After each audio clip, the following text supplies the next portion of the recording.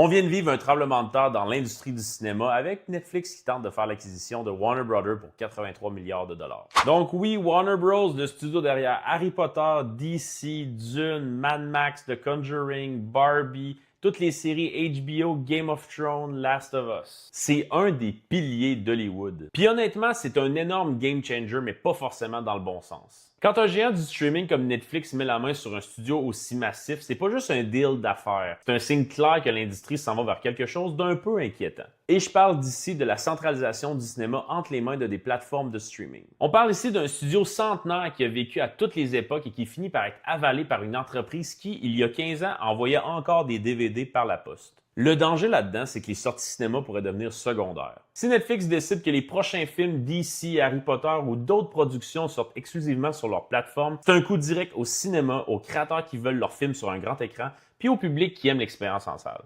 Netflix a par contre rassuré les gens que les films de Warner Bros. Sortiraient quand même au cinéma, mais c'est le genre de choses qui peut changer avec les années. Puis je parle même pas du fait que quand une seule compagnie contrôle autant de grosses franchises, la diversité créative prend le bord. On l'a assez vu avec des fusions précédentes, il y a moins de risques qui est pris, puis il y a plus de contenu formaté. On pensait que Disney avalait tout, mais Netflix vient de bouger une pièce majeure sur l'échiquier, ce qui va changer la game pour longtemps. Une chose est sûre, c'est pas la dernière fois qu'on en entend parler, alors dis-moi dans les commentaires, toi, qu'est-ce que tu en penses?